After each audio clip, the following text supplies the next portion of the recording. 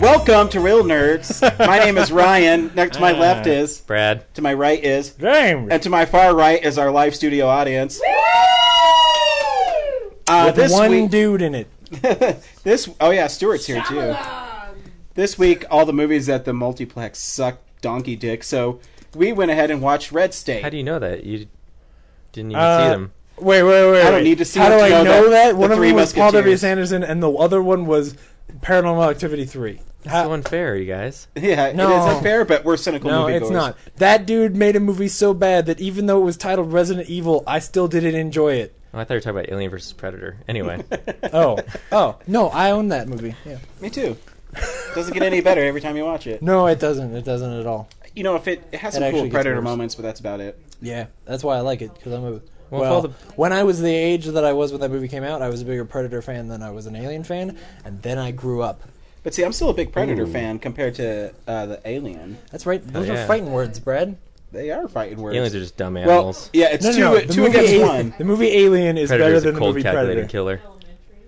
So since the movies at the multiplex suck, what are we going to do, guys? Yeah, we watched Red State this week, and it's actually the second time we've seen it. I don't think we talked on a podcast No, we didn't. that we went and saw it when Kevin Smith came to town. Now, we watched the movie, and he had a Q&A afterwards, and James asked the first question, well, the second question, because the first question was god-awful. Yeah, it and, was. the second question, when James asked it, It's Kevin very Smith... thought-provoking. Yeah, Kevin Smith talked for an hour. No. No, 40. come 40? It was 40 20 minutes. It was 20 No, minutes. 40 minutes. Brad recorded it. It or was something. not. It Yeah. was 20 minutes. I was there. Fine, and I half had an to hour. stand the whole time, and my Let's legs got compromise. tired. Okay, let's just say that it was a long time. It was a long... yeah, He no. answered his- It was an It accomplishment. was the but longest one of the night. 20 for sure. minutes sounds like it wasn't very much when you guys saw it as like 100 hours, you know. Wow, that was an awkward clap. It was. right. So, hey, before we start that, hey, we got something new happening in Real News. It's real news! Sweet. I hope everybody loved our new audio 1920s clip that was found in a library. Who did that? The Steve? What was Joseph his name? He was Kempter. just here. He was a wise newscaster on radio in the 20s, and he was assassinated because he said Woodrow Wilson was a terrible president. Didn't he have a magnificent barbecue empire? He does. He also has Birdman Barbecue, which you can pick up at NER's Hardware. Brought to you, Real Nerds is always brought to you by Real News. The dog's getting all the attention. The dog being the one guy in the audience. Anyways, Birdman Barbecue, pick it up here. You know, I local Ace bought Hardware. some of that this week. I Yeah? had to go into an Ace Hardware and find it on this funny little shelf that they have near the door, and I bought it along with a cherry Coca-Cola, Nice. which I drank, but I did not consume in any way the sauce. But I am a step closer to consuming You've some. purchased it, so you've helped them. Yes, So you I have contributed to our sponsors fund. Yeah. So, anyways, Real News. I'll start because I really didn't have too much, I guess, Oh, good. that I was so into this week. But a couple things caught my fancy. One, George Romero is actually going to adapt a book called The Zombie Autopsies, which takes place at the end of the zombie apocalypse, and it's a medical drama where they cut open the zombies and see things. And I thought it was kind of interesting because he usually writes original material, and it'll be interesting to see what he does with it. Is he really writing original material? When it's like the 11th movie about the same thing, is it really original? James, he's only directed 7 zombie movies. Well, all I know is Land of the Dead was shitty. I disagree. Why do you think Land of the Dead was shitty? I just didn't enjoy it. I don't know. There was some weird shit in there. I liked it. And I guess, like, as a whole, he's doing some kind of arc where, like, the zombies get smarter, but I don't give a shit. You know, that actually started in Day of the Dead. The zombies were getting smarter. I think I've only seen the first one and then Land of the Dead. Yeah. So maybe I'm not a fan. Yeah, Maybe I should. I should. I would say you're not a fan. Okay. But Well, yeah, I thought it anyway. was interesting because he's never adapted a story before. He's That is weird. besides. I mean, but it's I guess right up Creep his Show alley. he kind of did, Oh. and Monkey Shines, but this one's more of, he's taken a zombie story and he's kind of putting his spin on it while the story's already been written. So Yeah. I think it'd be interesting. I hope he returns. Survival of the Dead wasn't that good. Had its moments, but it was like What was the one before that? Diary of the Dead? yes. Was that one very good? It was all right. So has he made a good movie in a while? Yeah, I think Land of the Dead's good. Oh, god damn it! But he doesn't really make movies that circular. often. He is like he made Night of the Living Dead in '68, Yeah. and then I think Dawn of the Dead. Well, he made Martin in between. It's like a movie every 4 or 5 years. He really doesn't. Oh yeah. And I read an interview with him, and they asked him to direct a couple episodes of The Walking Dead, and he decided he didn't want to do it just like the Resident Evil movie because he feels that Kirkman, while he enjoys the comic books, he doesn't know if he brought his vision, it'd be right for the right Oh, I see what for you're it. saying. Like, not that he wouldn't want to do it, but he doesn't feel like how he shoots and how he does zombies is in the same kind of Yeah, because it wouldn't be universe. It would feel not like you were getting him because of his talent. You were getting him because of his name. Exactly. Because he's a legend in that, you know. And the truth is, Walking Dead doesn't need that, No, as we will talk about later. Yeah, it's fine. And I saw another piece. These Frank Oz is upset with the Muppets because he read the script for it, and I didn't know that Frank Oz was one of those people. Yeah, I read about this, but I he's didn't Miss know. Piggy. No, I know that, but I didn't know that. of The the article old I guard. read just called them sort of the Muppets old guard. Yeah, you know, the people who used to be in charge of the Muppets. I didn't know that Frank Oz himself was one Yeah, of those because people. he read the script, and I guess Kermit and Fozzie fart in it, and he says that's really not their humor. And it's, I mean, Jason Segel wrote the script with the guy Yeah. who wrote Forgetting Sarah Marshall with him. Right. And I can see their point of view, but I also think that if the Muppets want to be relevant today, you kind of have to change their sense of humor. Unfortunately, Now, fart jokes may not be the right thing. Yeah, that's what I mean, I don't know but- that.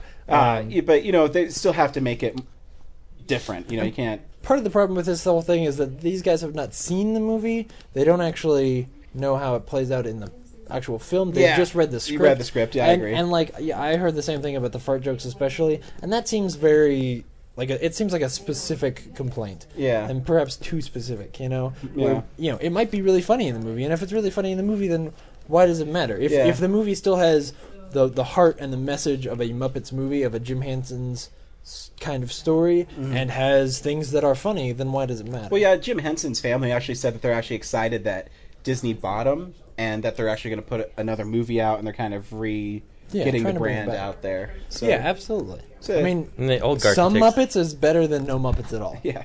and the old guard can take solace in the fact that Jim Henson's name is actually not on the product. Well, yeah. It's Disney's now, so it can be Disney's fart joke Yeah. Muppets. You Jim know what? Henson's will always But be I the still think it's classic. one of the best trailers I've seen this year because Yeah, it's the so trailers have all misleading. been And, Right. fantastic. Yeah. most it's- Well, attention all of grabbing. the trailers, you Yeah. know, all the ones that are like pretending to be other movies. are yeah, really good. yeah, I agree. Yeah. You got anything else? I don't think so, but maybe I'll remember something. You can. Fucking Christ, dude! I swear to God, I'm gonna kill someone. You good? You well, guys have, we can keep I moving. guess I'll do my news since it's free. Oh, you got moved? Yeah. Okay, dude. Brad's. Well, I hate for Ryan to not be here when Brad is. I already talked like, to him about it, so it's not that big a thing. It's just Oh, okay. I was just gonna alert people to the fact that there might be a 6-minute Dark Knight Rises preview in front of Ghost Protocol There this might- yeah, that's December. So Oh, in was the it a IMAX night? version, That wasn't confirmed. Absolutely. I never, when I read stuff online, I never really accept Oh. it as confirmed unless Right. yeah. I got you. Yeah. So because things change all the time. But And the anyway, interesting thing about that is that it seems like because they're calling it a prologue, it seems like it's definitely not something that's going to be in the movie. Correct? Or is it like what they did? Because they did the same kind of thing I with think it's Dark like- Knight, yeah. where they showed sort of the beginning of the bank robbery that opens that movie in IMAX screens, but I don't think they called that the I think prologue. this is what the article referred to it as. It's Okay. probably not the correct term, but So hopefully they'll make that clear beforehand. Because if it's the first few minutes of the movie, then I don't want to see it. I don't give a shit. You don't need to show me some of that movie or how that movie's going to open beforehand. I was telling If Ryan. if it's completely separate, then I absolutely want to see it. Well, I was telling Ryan, it's only in the IMAX versions, Right. and based on our luck with going to try to see trailers, we should probably just skip trying to see it and wait till it comes out on the internet Yeah, later yeah, the week, and people can Right. tell us like if it's part of the movie or. Well, like it'll probably be clear when things get closer. You know, if it's really a prologue where it might be important, then I would almost expect it to be more than just on IMAX. I would expect them to like really try and sell. Not that I think they need to sell Mission Impossible 4 more than that, but you see what I'm saying? Like, if it were really important, I think they would get it out there more than just IMAX. So it probably is just the first few minutes. Yeah, that's what I'm thinking. And why would they waste Which all means that I time? will avoid it like the plague. It's an expensive movie. I doubt they'd, spend all that effort to create an extra 6 minutes for something that's only going to live Yeah. on for a little while. So Yeah, unless it were like just a fun, like if somebody else directed it and it had the same actors, Yeah. but it was like just a fun little offshoot. yeah, that's all I got. Yeah. That's the thing that excited me earlier. Um, What do you got, James?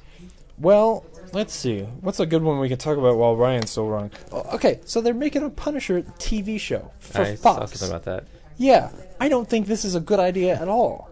Why is that, James? Well, part of what's cool about the Punisher is it's a pretty hardcore comic and story that's, in some ways he's like Batman only in a real world where instead of being rich and then being able to become a superhero, which he really is. I mean, they say like Batman doesn't have superpowers, but he's pretty damn lucky that every time he gets caught, he gets hung over acid and shit instead of just shot in the face. Whereas the thing with Frank Castle is, he's a soldier and his whole family gets killed, the same as Batman. Well, slightly different, but the same as Batman. And then he just goes and he just fucking kills bad people. Like, that's what he does. And that's a pretty hardcore story to turn into, like, a Fox episodic. Like, this week, Frank Castle kills some German dude. Like, that's not... I don't think that will work at all. Plus, recently, with what Fox has been doing with TV shows, they make things that sound like they might be cool. They have a little bit of balls, and then they cancel it anyway. So who really gives a shit what Fox is doing? And plus, even though, like, I don't know, I think the Punisher probably only works in the comics because obviously with the way people have treated the 2 new movies. Yeah. Well, Well, I obviously actually there's not really- much interest in... Is Thomas Jane going to be the Punisher? That's all that matters. I really like Thomas Jane as the Punisher. Me too, that's Am what I I'm the saying. only one? Yeah.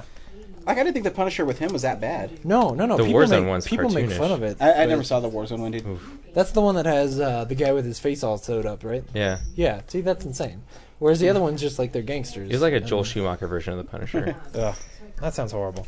You guys will be excited though, because they're gonna make 2 more Transformers movies, Oh, cool. and I'm gonna make you go see them. But That's not true. wait, that I'm gonna make you go see them? No, that I read something that Michael Bay was denying that. Well, no, He's no, not no. officially signed on to do that. What he's saying is that he is not tied to direct them, and he's been saying this since he was making the 3rd one, which he was saying like, I'm making the 3rd one, and that's it for me. Like, I'm not directing these movies anymore. I'm gonna go make some other shit that explodes. Bad Boys 3. Fuck yes, Bad Boys 3. If we are lucky, he's making Bad Boys 3 because you mean if Martin Lawrence is lucky?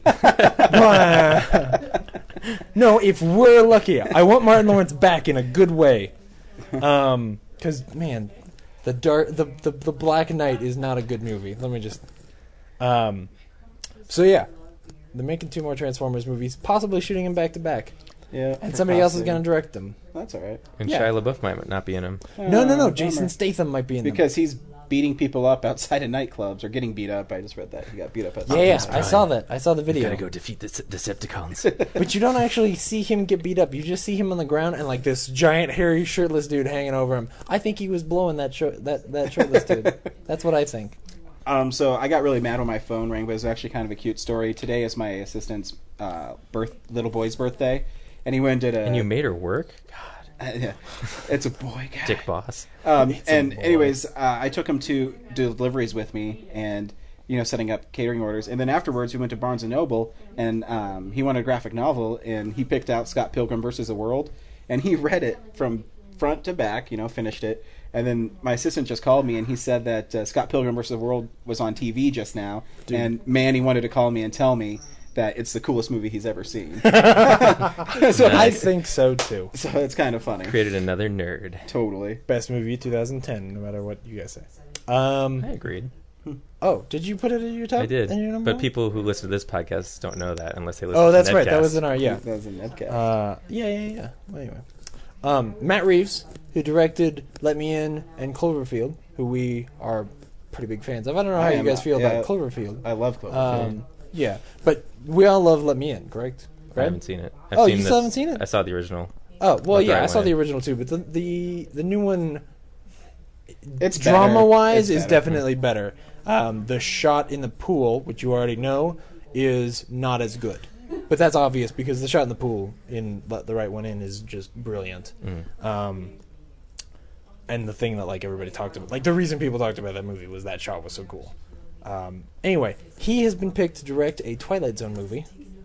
Interesting. Are you guys Twilight Zone fans? I think it's okay. Like every once in a while, if I was like watching Nick at Night, I'd watch a Twilight Zone. Yeah. I think the setup for it is way cooler than sometimes the actual Oh, absolutely. They're definitely hit or miss.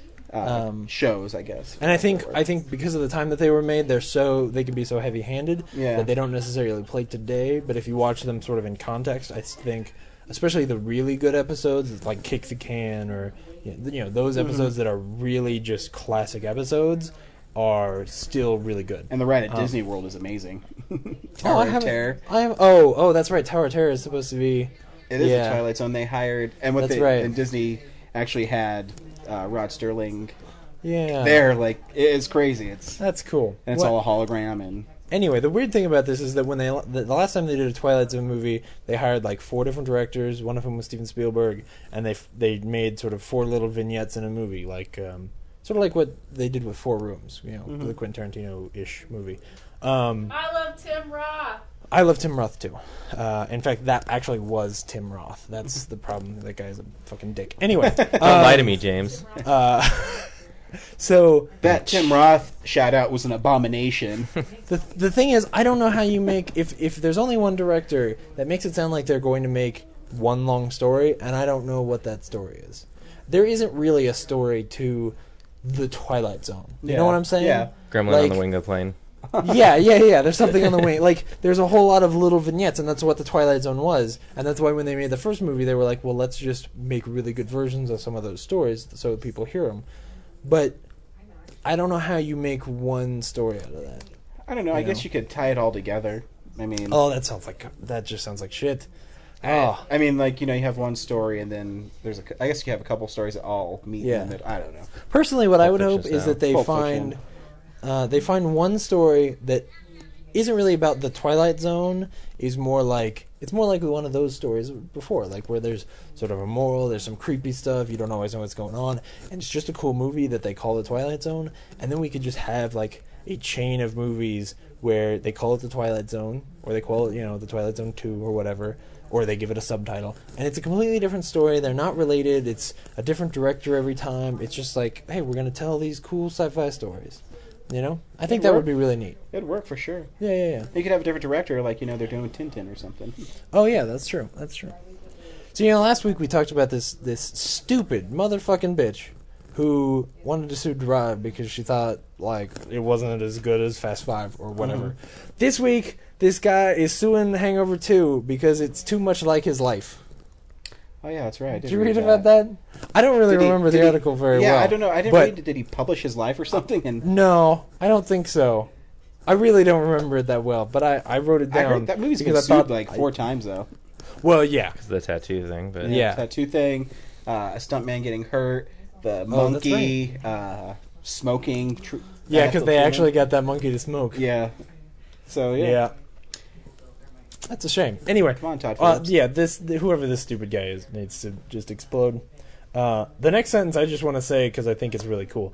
DreamWorks Animation this week won a bidding war for Captain Underpants. They did. So they're gonna make a Captain Underpants movie. What's Captain Underpants? Exactly. It's just I know what it is. My little brother is 10 years younger than me, so he used to get them all the time. It's like this kid who's in junior high or junior high, and his superhero is he wears whitey tighties with a cape around his neck, and that's his adventures. Yeah.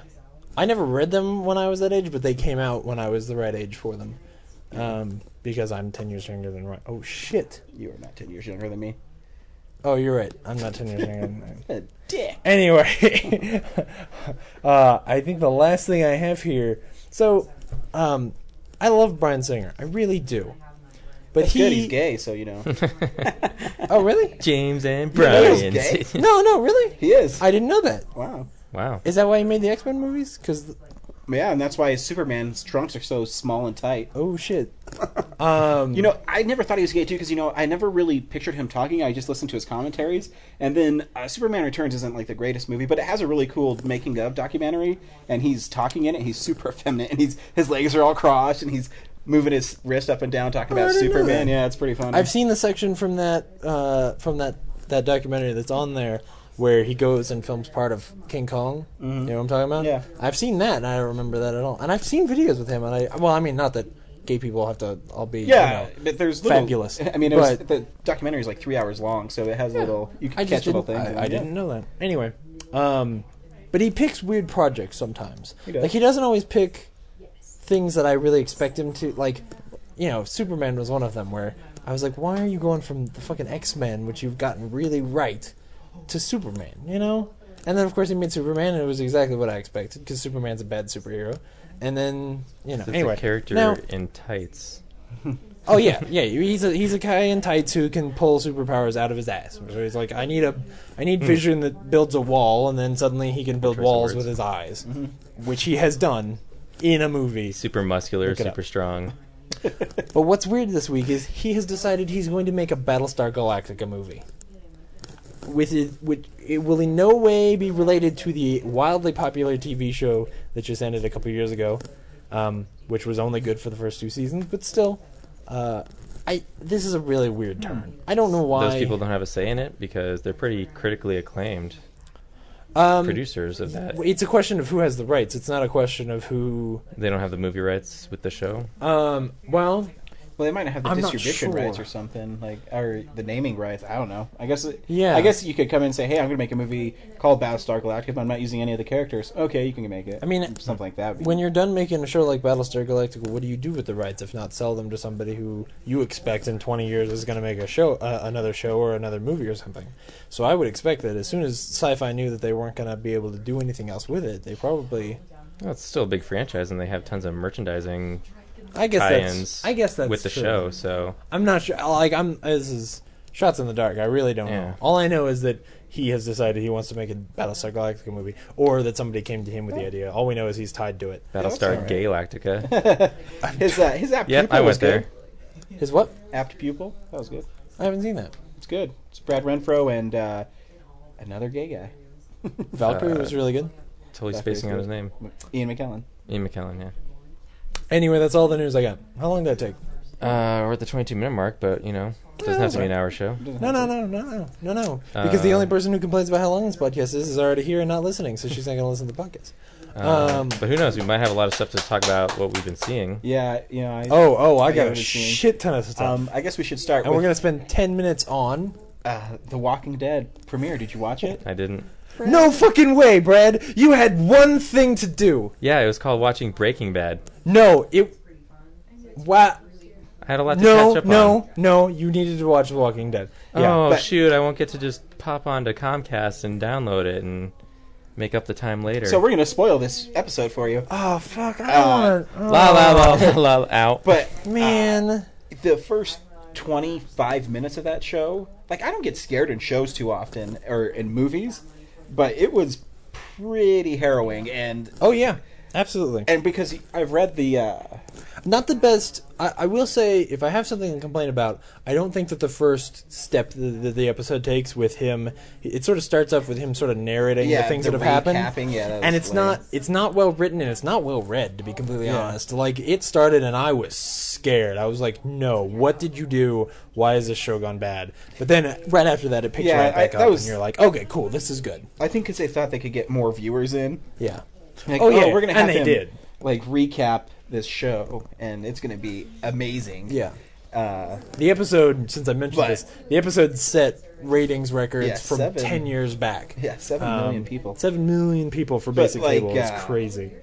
I love that they introduced the herds. And I said that in a previous podcast. I think that's where we're going. Yeah. And Kirkman wrote the episode. I know he wrote the season premiere. Oh, yeah. And And it's a good one. I think it's a better episode than It's one of the Vatos best. was in season 2. I think, in season 1, the series premiere and this premiere are pretty close to being the best episodes. Yeah, I mean, I think that the series premiere is a much more emotionally impactful episode. that the story about the guy in the house is really good and sticks Oh, with yeah. you. Whereas, But there was this one I think sets up things that are going to happen in this season really well. Oh, and you yeah. know what I'm talking about. oh yeah, There were a couple times where I was like screaming at the TV, like, "Oh, you guys don't know what's gonna happen, but I know what's gonna happen." And how great is Greg Nicotero's zombie work? It's The great. the zombie that stumbles into the RV is one of the coolest looking zombies I've Oh, yeah. ever seen. And that scene is great. it is great because I thought it was cool. The Talking Dead was okay. I didn't get a chance to watch it yet. It was okay. Patton Oswalt was on it, so that's pretty cool. Patton Oswalt I'm and James Gunn. a big fan of Chris Hardwick. Yeah, Hardwick, he so was I good on it.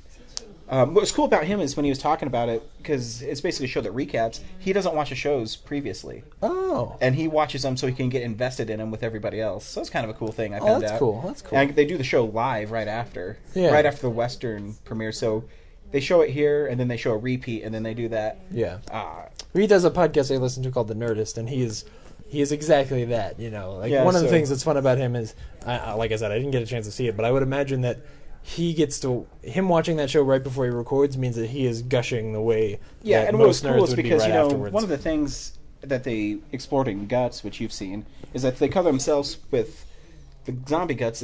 Zombies can't smell them, Yeah. and that's how they distinguish them between the two. And so in this episode, remember, there's some instances where zombies are walking by them, and they just don't notice them. Yeah. And so Chris Hardwick said, "Hey, that's a good point. I'm going to ask Robert Kirkman when he's on the show." And so he asked Robert Kirkman, and Kirkman said, "Well, that's just their interpretation of what the zombies do. Yeah. That's not fact-based." I'm like, okay, that makes sense. And Well, I would also say that, if the zombies see you and you don't smell like them, then maybe then they know that you're human, but the zombies never see them. And, Yeah. and because these people have been out in the wilderness and not taking showers and shit, though they did shower in the CDC, but still, they're going to smell sort of like the world. Yeah. And so under a car, they're going to all smell, you're not going to necessarily smell the meat. And I would expect. I thought it was a really creepy scene when Rick opened the church door, Yeah. and Everything in the church is there's is really zombies good. like sitting in pews, Yeah. either shadows of their former selves, but is very interesting. Yeah, absolutely. And then, of course, the biggest moment in that episode was, it's we happening. can't. I really. We know we can't talk about it. Yeah, I want to okay, make this well, clear. We can't say yeah. what happens. It's going to happen. I don't know. They set it up where you thought it was going to happen, but then they took it a different way, Right. and then it happened. And then You're saying, "Oh man, and Yeah. here we go." Which is really vague and horrible, Yeah. but and that scene is really good. Great. Even taken out of what the shocking moment, that scene that leads up to that and everything is really, really good. Yeah. And again, sets up a dynamic that will be extremely important. Give me in a the show. sign, and is that the sign he was given? Mm-hmm. Anyway, it's a great, great show, and I'm so excited it's back. Me too. And good. I want it to stay this good. Absolutely. Anyway, what else did you watch this week, Ryan? Actually, I watched a really cool documentary called Conan O'Brien Can't Stop, Oh, and it's I've heard about streaming this. on Netflix. And if you have the opportunity, you have to watch this documentary. It's in my queue. Well, let me ask. Are you a big Conan fan? I am. If I'm not a Conan fan, would I not like it as much? You'd still like it Okay. because it has an interesting. I mean, premise. here's the thing. I have a lot of respect for him, and I like him. I just don't enjoy the show. Like, I don't watch him regularly. I'm not a fan. That's what I would say. It's kind of interesting because it's literally a week after he got dismissed from the Tonight Show. Yeah. He started filming this documentary and he started planning this tour. And the reason it's called Conan O'Brien Can't Stop is because he can't stop entertaining people. He has some really great human moments where he did 2 shows at Radio City in one day, or maybe it's just one show one day, then he did another sold out show the next day. Right. And they show him and he's just exhausted. And I mean, because when you watch him, he pours his heart out in these performances. And he says, I can't do this. If someone comes in here and wants to fucking meet me, I'm going to be so pissed off. I need to save my voice. And I mean, this is exactly what he's saying. He's saying, I'm going to be fucking pissed off. Please leave me alone. I don't want to meet anybody. I want people to leave me alone. And then one of his backup singers comes in. She says, hey, Conan, do you want to meet my family? He's like, oh, yeah, I'll totally meet your family. And he goes on for like 20 minutes shaking their hands and like doing his like goofy Conan stuff. And they leave. He's like, oh, my God, this is so fucking exhausting. I can't do it. And then he's like, oh, they're barricading people outside. So he says, well, I just can't leave them out there. And so he goes out there and signs all these autographs. And Wow. it's a pretty interesting thing. And he didn't even have his show completely done until they sold tickets. And he started selling out in like 5 minutes in certain areas. And he's like, oh, fuck. I really got to make a good show here. And it's in his management style, it actually kind of reminds me of mine, where I joke with people, but I'm actually being serious about what they're doing. Yeah. And it's a really cool documentary. And it's cool to see the showbiz side of a creative writer like that, where he always thinks his shows are not good, no matter how good people like them. Well, that's because he's a writer. Exactly. And I told, I was talking to Laura about it, I think it's a comedian thing too. Oh, where absolutely. how do you wanna It's a entertain? creative thing. Yeah. Cormac McCarthy has a really good comment on it that I don't remember perfectly, but he basically says, like, writers and creative people in general are, they're trying to get everything perfect, and as soon as they're finished with one thing, they look at it and go, oh, that wasn't it, and they move on to the next thing, trying to sort of make people forget the last thing. Yeah, so it was... which is why he's one of the best. But, anyway. yeah, and that's why the Conan O'Brien thing was really funny. One of the funniest stupid jokes in the whole bit was he did a show at Bonnaroo, and then his management signed him up to introduce every act on the main stage after he did his show, and he was pissed off about it because he says, why do I have to do this? And he said, I wasn't even told about this until 2 days ago. And then all of a sudden he starts going into these bits he can do for every person, and then he goes out there and he performs, and they're flying on the jet afterwards, and he says, hey guys, guess what I did? I introduced Nas and Ziggy Marley. We're friends. And he kept on doing that for like the whole flight, and then they were in a limo, and he says, hey Andy, I know Nas. Let me call him. Oh no, wait, I'll call Ziggy Marley first. It was just a funny, stupid joke that went on for like 10 minutes. Well, that's good. So yeah, I should check it out. Definitely check it out. It's Oh, hilarious. yeah, I'll have to look at it. A great into this mind of a genius. Brad? Like I said, I spent the whole past week introducing myself and getting sucked into Breaking Bad. And how do you like it? I think it's pretty awesome. It has those awesome moments that 24 did, like moments of badassery sprinkled throughout this, which I always thought was just a show about cooking meth and trying to sell it, but it's actually the decline of a good man. Which I was wonder what the title of the show actually meant, and it's a good man falling from grace, basically just descending into becoming a bad guy. Yeah, I think in the pilot, Jesse, who is sort of his sidekick, He's like, says "What are you, something Breaking about Bad like, now?" "What are you, Breaking Bad?" Yeah. And that's where you realize The slang that he's, breaking is slang, right. yeah. Yeah. Turning bad, yeah. Yeah. And that is exactly what the show is. Yeah. And you don't realize it because you love him so much, especially in that first season, that then as each season progresses, and it it's not spoilers to tell you that it sort of keeps going, that you realize he is doing worse and worse things, and he is a worse and worse person each season, and yet you still really like him and you're still really rooting for him. It's an amazing achievement on the creative side to be able to do that. Has anyone ever because- done like basically? I don't think you've ever seen like the creation of a villain explored in as much detail as the show does. Oh yeah, I don't think so. I mean, certainly not in as much detail, since it's a show. You really get to see, the minute Yeah. And details. it's amazing how insignificant some things are and how catastrophic they become later. It's absolutely. It's just That's a show where characters will make choices, and you think like, well, that it's no big deal. that's probably not going to be a big deal, and then it's a huge deal. Yeah. And sometimes it's for reasons that the character didn't know about, and sometimes it's just from chance. Season 2 is with the plane, correct? the end of season 2. Yeah. Yeah. That one's a big one. That's the only thing that's a bit like kind of far fetched. Yeah. But Yeah, and the show does have those every now and then. Where, yeah. But yeah, it's an amazing show, and Bryan Cranston just kills it. Yeah. Everybody on that. Well, Yeah. Bryan Cranston and the guy who plays Jesse, they're amazing. Is I haven't checked, but is the show kind of developed by some people from Deadwood? I'm not really sure. It's Vince Gilligan, is the main guy who's Yeah, been it's not around. the same creator because David Milch created Deadwood. But I decided it's interesting because there's a lot of parallels. Like Anna Gunn was Bullock's wife. Yeah. In Deadwood, and then they both had like a character with cerebral palsy Oh no, in that's there. producer. So it's not a big deal. I'm No, just curious. yeah. Oh, that's right. No, Vince Gilligan actually came out of the X-Files. That was sort of the thing that got him famous. He was also on a show. He wrote for The Lone Gunman before that. But the X-Files is really where he sort of got his chops. And in fact, it looks like... Oh, no, yeah. And then that was the last big thing he was really involved in before Breaking Bad. Shoot, there was something I was going to say. Oh, The Son also has a really great arc in that show. Or not arc so much as the relationship between him and Walt is interesting and dynamic and fresh in the way that a lot of sons on TV shows are not. And I say that because I brought this up about Terra Nova, where the first episode of Terra Nova, you get this son who's really like... I hate you, Dad. Exactly. He's that cliche, angsty kid.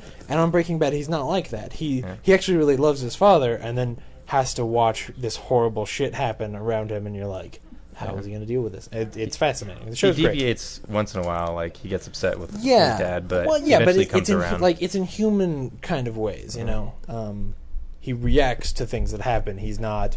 I'm a teenager, you know. yeah, he's just he's more grown up for That's great. his age. Yeah, and It's then really great. It's kind of like Mad Men, only things really happen. So Ryan might actually like it. yeah, Okay. it's a little disturbing though too because Walter also kind of like Jesse's like his dark side son. Oh yeah. Like he doesn't realize it, but he's actually more invested in Jesse a lot more absolutely than he is. his Yeah. own son. But Um, it never really comes across on like his family side. But anyway, Yeah. should probably move on. I'd like to before say Ryan something feels about that, but alienated. since you're not through season 4, we'll leave that for another The time. Breaking Just Bad that. logo has periodic table elements on it. Very It does. good, Ryan. Which Very if, good. if our audience were listening, Laura would be like, "Oh, that's cool." But What is the BR and the BA? Badass and Bromide and I don't know. hey, science people, what on the periodic table of elements? What's BA and BR? BE? Thorium. No, BR and BA. Barnum. BR, I believe, is bronium. It's been fucking 3 Bronium, years bro. since chemistry. But Anyway, science is stupid. Is that the only thing you watched? BA is Oh, you already badass, said that's how you spent all because you didn't even watch The Walking Dead, so that better be the only thing you watched this week. That is. Okay. I Well, finished watched Mary Tyler Moore show, but yeah, I watched a we'll bunch see. of shit. This week, on The Young and the Restless, this one guy, like his wife gave birth, right? But not to his baby. It was his brother's baby. And so, like, in the same day, he lost his brother, his wife, and, like, his son, his, like, unborn, just baby. It wasn't his. And it was really sad. Bummer. Why It are was you really watching sad. Days of Our Lives? Because it was on TV at work when I was on break. You know you could turn James, the this is channel. a ser- No, this is a I actually serious don't show. think I Please can. cut out the jokes. I don't think I can change the channel. I don't think they let me. I think it's against the rules. Hey, did you guys watch that A Funny Thing Happened on the way to Thor's Hammer? Oh, okay. Nope, what? Marvel put out another one of those little shorts, you know, it's just about Agent Coulson, sort of. And this one's actually kind of cool, because this one, like, Agent Coulson gets to kick a little bit of ass. Is this It's the one a- that's on the Captain America one? Or is it... I think so. Is it just one they put online? I just saw it online, and it's been out for a while, and the Captain America DVD's not out yet. So I think it's just one that they may have just put out. But either way, it's actually kind of cool. I mean, it's a scene that you've seen in a dozen different movies, or more than that, where, like, he's in a gas station, and then somebody comes in to rob the gas station. But then he gets to kick a little ass, and it's cool. So you should go and check it Nice. out.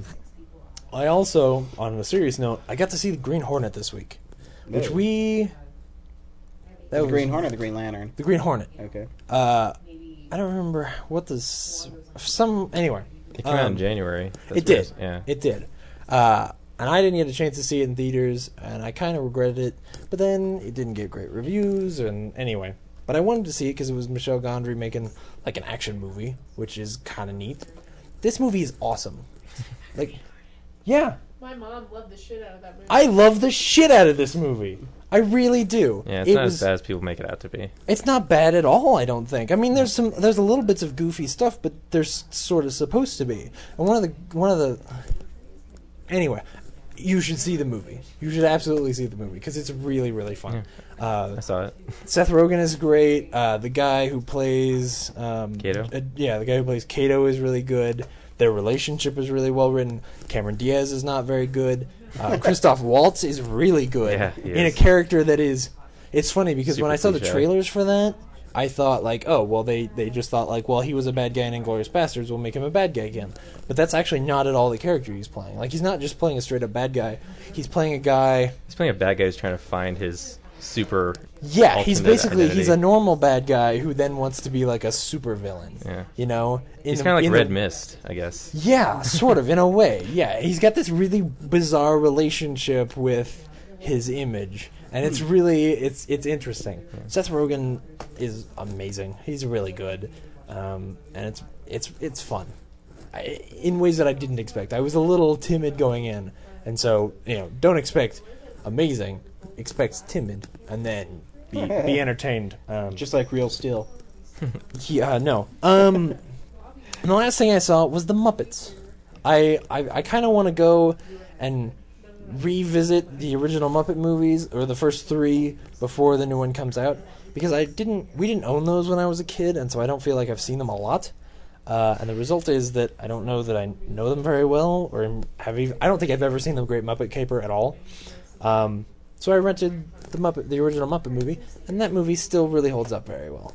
Some of the cameos don't, because I don't know who everybody is, but like the Steve Martin one Oh, I is love great. the Steve Martin one. Is the soup any good? Excellent choice, sir. No, it's the champagne, or Oh. they think it's champagne, but it's like sparkling wine. Oh, see, that's been years since I've seen that. But I just Exactly, always yeah, remember no, the it's Stephen great. Martin bit where he spits it out. Yeah. And Mel Brooks is great in it. That movie still really holds up. It really. I mean, there's a couple of songs where I was like, okay, And I've never liked Miss Piggy. I don't know what the deal with that is, but I've always found her obnoxious. Yeah, me too. But other than that, But yeah, I love Kermit and yeah. yeah. And the Miss Rainbow Piggy, Connection is still really cool, and there's a lot of great moments in that movie. So you're only gonna watch the first 3. You're not gonna watch Muppet Treasure Island or Well, Muppets in Space I owned or Muppet Treasure Christmas Island when Carol. I was little, so that movie I know very, very well because I loved it.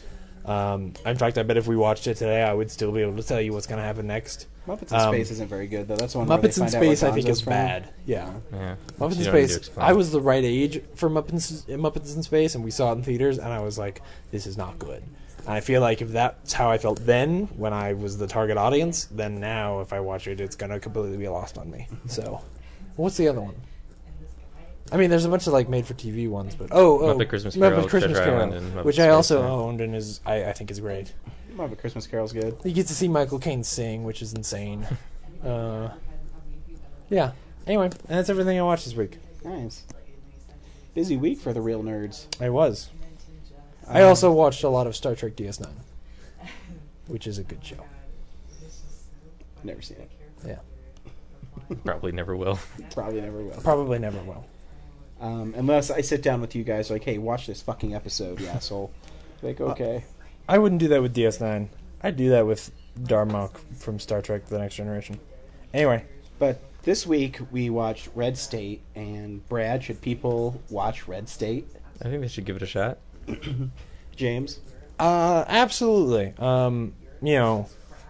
If it sounds like something that's up your alley, if the content, I would say, as far as it being rated R, is something that you are okay with, then absolutely you should see it. I think people should see it too. Trailers. See the face of Jesus on my way tonight. He says to me, old sinner, come on in. I see the face of Jesus in that great white light. And my Savior makes me whole again. In his shining eyes. In his shining eyes, I see the promise of all forgiveness to set you free. I see the face of Jesus on my way this night. And my Savior is there to comfort me. I fear God. You better believe I fear God. So the movie is a Kevin Smith movie, and even on the Blu-ray cover it says an unexpected film by Kevin Smith. That Kevin Smith. That Kevin Smith. Oh, does it And, actually have the Twitter on there? Yeah. Oh, okay. It leaves the ad off, but Oh, okay. But Gotcha. yeah, it is different. I mean, as far as a Kevin Smith movie goes, I mean, the beginning where the kids are talking has a lot of Kevin Smith Idiom, dialogue. yeah. But it's and beats, but it's tonally very different, and so like you can say that because it's, you know, kids talking dirty about sex, but it's tonally so different that I don't think that it relates to the things that he did in Clerks. well, I guess we should also talk about what it's about. Oh, It's, yeah. it's about basically it's based on the Southern Baptists. Yeah, there's What's the dude's name originally? Fred Phelps. Fred Phelps. And Not Michael Phelps. Not Michael Phelps, a No. swimmer. And it's Michael just Phelps about, is actually the guy who was growing weed in the place next door to Yeah. Fred Phelps. It's about extreme religion and basically brainwashing people into believing how you feel, and the brainwashing could be, you know, I don't know, a religion, or Well- it could be the government. And it's about hate mongering and, Yeah, and sort of interpretation. Exactly, it's Because it focuses on one aspect, and that's the homosexuality. yeah, And- well, because that's a lot of what Fred Phelps focuses on, unfortunately. But specifically, it's this sort of division of Christianity that is full of hate. Yeah, And it's the idea that what if they got guns and decided to start killing people? You know, and it happens a lot in history where people misinterpret what's written in religion or written in books about religion and how they interpret it, and then how they, you know, spread the word, I guess, and how gullible some people are.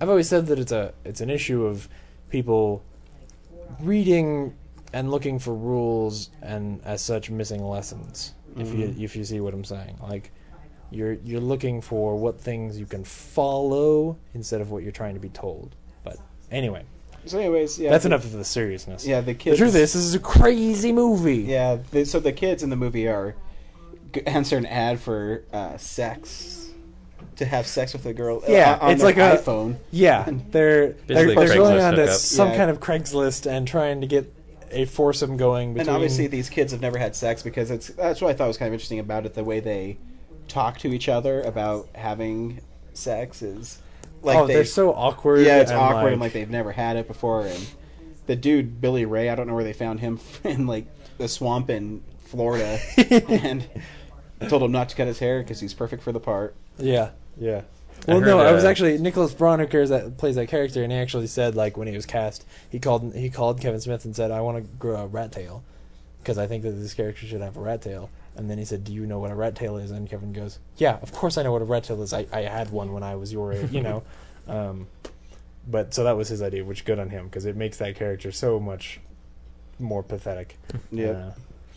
But I think, well, we're already in spoiler section, so we need to talk about the fact that there is no one good in this movie, which is a big part of what is so powerful about it, is that he not only doesn't take a side on the issue, I mean, he sort of takes a side as to be like, all of this is fucked up, but there's no one good, there's no one that you can actually relate to and enjoy that character, because as soon as you start to like somebody, he will then turn them around and make you realize, like, oh, this person is fucking horrible too. And he does it every single turn, you know. There are even scenes halfway into the movie where you know who's good and who's bad. Actually, well, there is no one good, like I just said.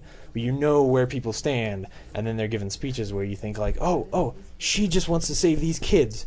And then as she's talking, she'll start talking about the fucking Zionist movements and shit like that. And you go, oh my god, this bitch is stupid and evil. Like, they all need to just die. And that's exactly what happens. I don't know. I thought John Goodman's character. I don't really think he was a bad guy in it. I think he was. But John Goodman's character is willing to kill a house full of kids as long as he gets a text message saying he can cover his own ass.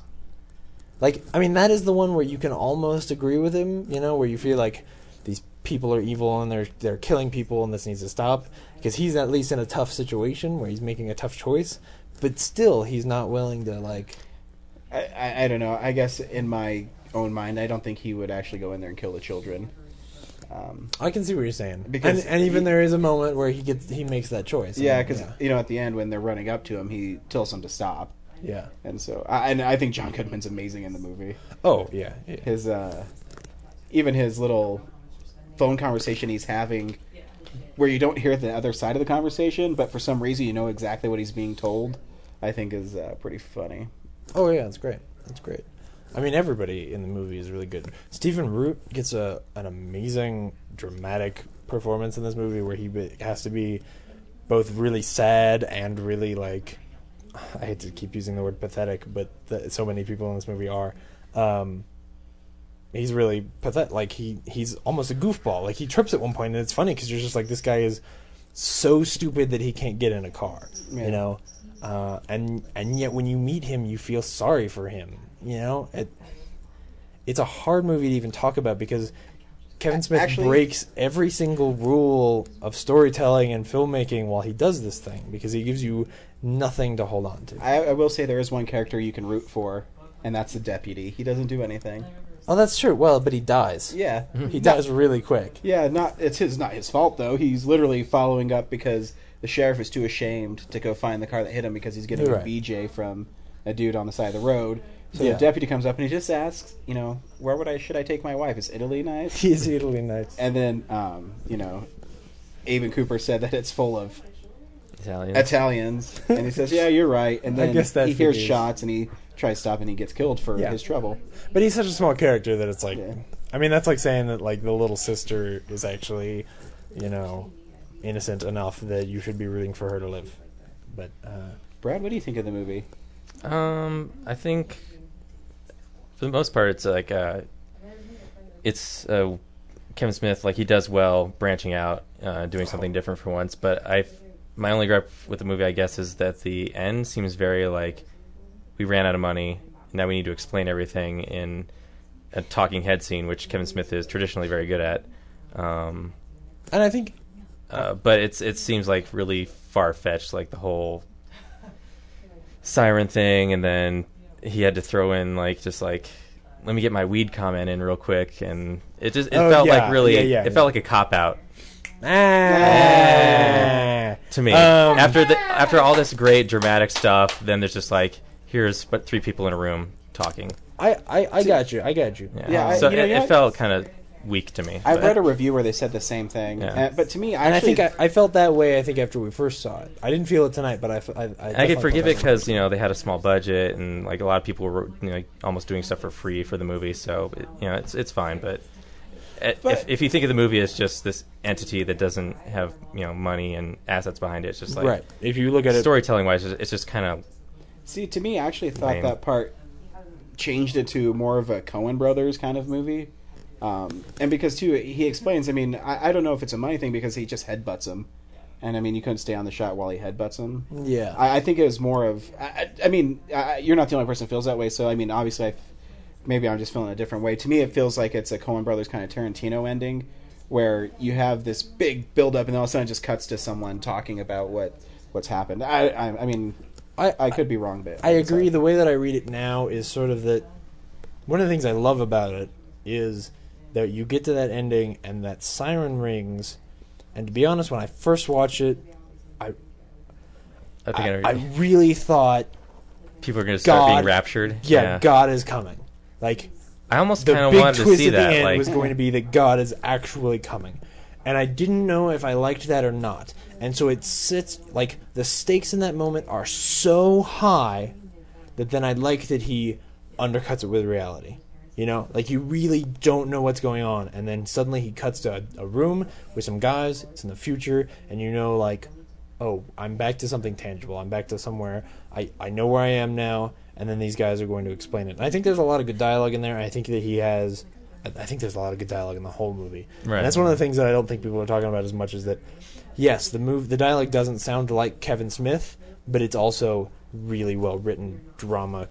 Like there's some really good the how much does a cross like that cost line is classic to me. Like it's exactly what the whole movie is about. And so that last scene with the anecdote about the dogs, I think is really good and sums up the movie in a way that if you simply, had sort of the end of that action sequence and you beat the bad guy and you leave, I think we'd be left a little bit hanging. I think we need a scene like that one. I'm not saying we need to because I don't believe you need to telegraph everything and show everybody. But Yeah.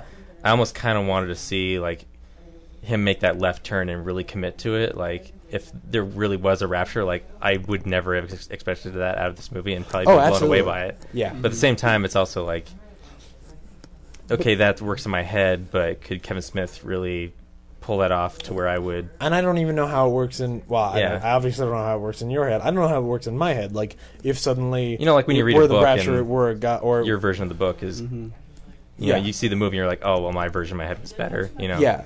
So- If the movie ended and God were there, I don't know how that would affect the movie or make the movie better. I don't know that would make. I don't know how that would play out. I also think so. I listened to one of his podcasts recently where he said he couldn't go that direction because he already basically did it in Dogma, Oh yeah, that's where right. God cleans up everything at the end. That's right. So, Yeah. so I can understand that too. And in a movie where he's trying to be sort of grounded. Grounded, yeah. I mean, there are ridiculous levels of violence. He sort of explodes everything. And I don't mean that literally. I mean that he blows up these issues to their extremes. But Speaking of violence, I figured out what the Ram's Head thing was. Did I tell you? no. In one of the podcasts, he was talking about they had a special effects budget of $5,000, and in the original script, he wrote in that one of the characters was supposed to be wearing a ram's head. It's supposed to be very scary looking, like the pig head in Saw. But when he asked how much it would cost to make a fake ram's head, he said $5,000 is the whole budget. So they had to scale back and find something obviously much cheaper and also is scary and effective, and it turned out to be the saran wrap thing with the gun. Oh yeah. No, we knew that Yeah. because you figured that out after the screening. Did I do that? Okay. Yeah. Because we talked about that then. I speculated, but I heard a podcast where he confirmed it. So. Oh, okay. Yeah. Which I thought was actually a good, it was something, the saran it was wrap creative, is, yeah. Oh no, that's right. Because after the screening, you thought that it was the sheet, yeah. which the sheet isn't I don't think is as good. The saran wrap is good. Anyway, I don't remember where it was, but I really enjoy it. I really do. Me too. I love the "believe" line at the end. Oh yeah. It says, It's amazing what people do when they believe they're entitled, and Yeah. even more so what they'll do when they just believe. Yeah, it's wonderful. Yeah, it's it's a disturbing movie, and I go back to the Q&A we did with him, and he said the reason he did that is because he didn't want anybody to expect it. He wanted everybody to be uncomfortable the whole time. And Which you it are. is. Yeah. Oh, it's You always can't root for anybody. I love that. There's no story arc for one reactions of- character. As soon as you People think haven't seen as soon as you think that somebody is your main character, they die, and so you have nothing to hold on to. It's bizarre. We will probably never see a movie like it again because It's rare that you find a movie things generally or not generally, genuinely surprise me. Like gunshots and just cuts. Mm-hmm. yeah. A lot of movies you see, you kind of, even if you don't expect it, there's kind of a split second where you feel something's coming, and here it's you don't even know something's Oh coming. yeah, Kevin Pollock's character is Yeah. Well, especially because that's the thing is he gets some of his friends in there like Kevin Pollak and then kills them after they've had a line and a half, and you think, no way, you did not just shoot Kevin Pollak in the face. How? No. And Ralph Garman getting shot, how often in a movie, the one guy shoots Has the other Ralph guy, Garman and the other been guy in a walks movie? away, Yeah. but both of them get taken out at the same time. Yeah. It's That good would scene. legitimately happen if that kid Yeah. had his finger on the trigger. It just starts. Yeah. Yeah, it's great. Good to see logic work.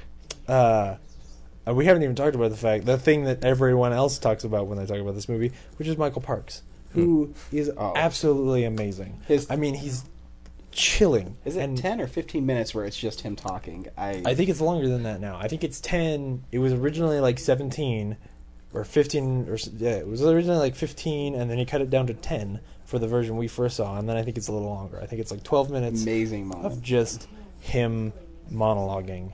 And the thing about it is that everything he says in that scene is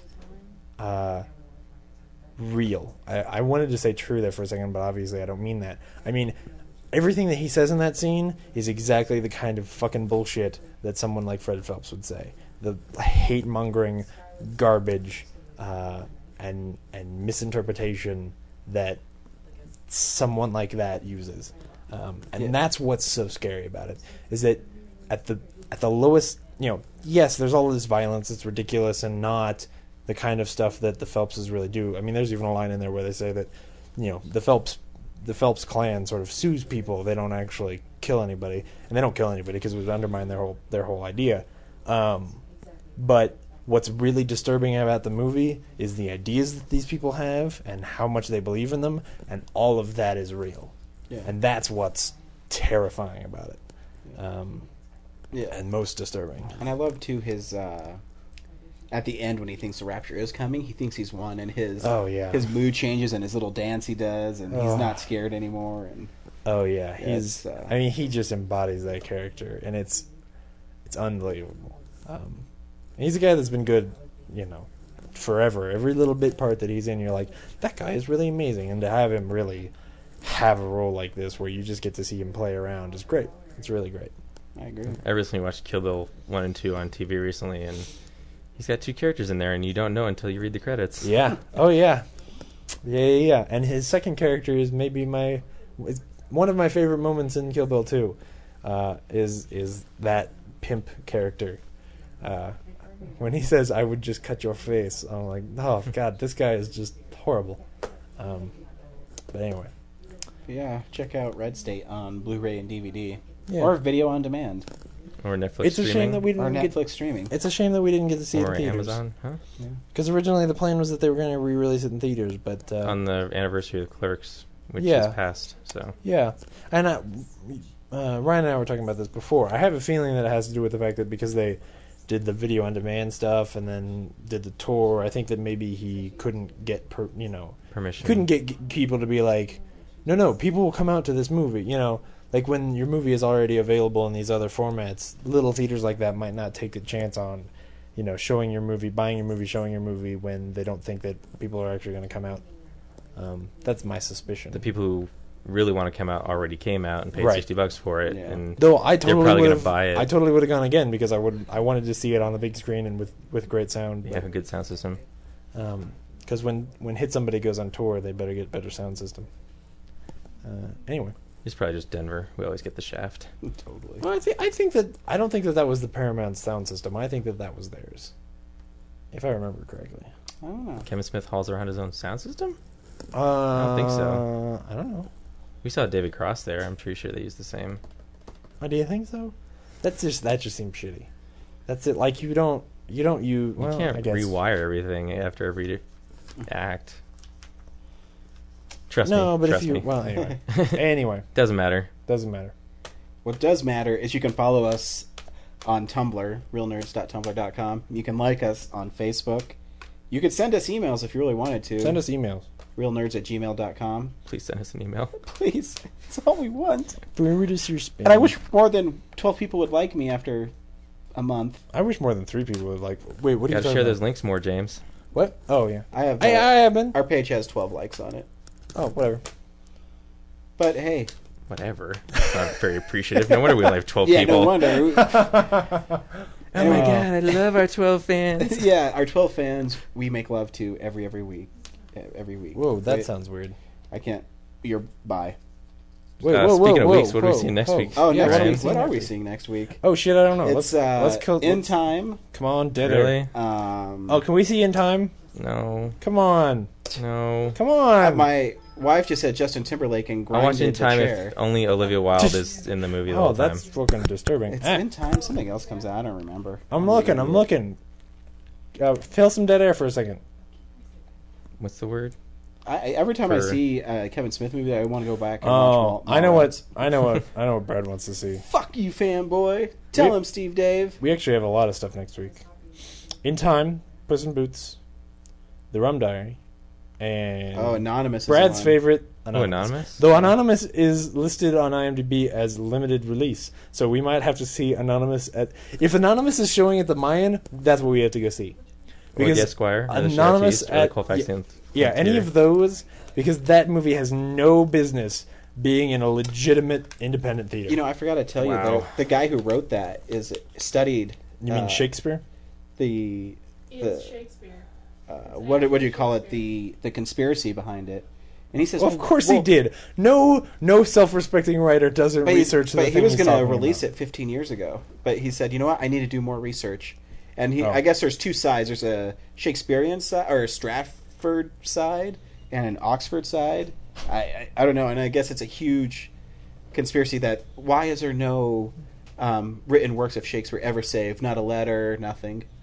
And yeah, I don't know. It's Well- a really interesting article. You can read it on Movie Phone. The writer of it is pretty interesting. It's a conspiracy theory. He was a real guy. Well, he's a real guy. But And there are practical reasons why the things he wrote weren't saved. And it's because he... Well, anyway.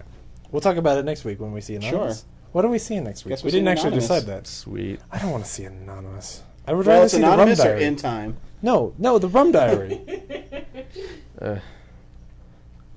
See, the problem with the Rum Diary is I think Fear and Loathing in Las Vegas is one of the most overrated movies of all time. I think it's really overrated too. I absolutely agree and with that you. movie I just think the reeks Rum of Diary looks really Fear good. and Loathing in Las Vegas. Hunter S. Yeah. Thompson, not that good. Yeah, I said it. He's dead. He's not going to do anything about it. Oh, he is dead. He agreed. That's He true. killed himself. Oh! A zinga from the audience. Wait, so what are the votes? You're voting in time, you're voting Anonymous, and I'm voting Rum Diary? I'm also throwing out the Stars Film Festival. What is that?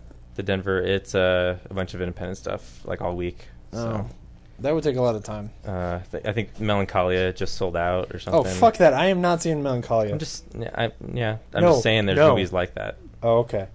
It's a whole, and then there's like a lot of local stuff. But How come Kirsten Dunst looks like someone punched her in the mouth? Because she was born that way? Hey, just like Lady Gaga.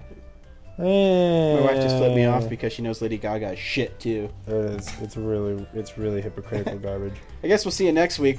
We don't know what we're going to watch, but we have a choice there of will three be a movies. movie. That's the thing. That's There will what's be a great. movie. We'll end up going to see Puss in Boots. I'm not. No. Yeah. Bye. Bye.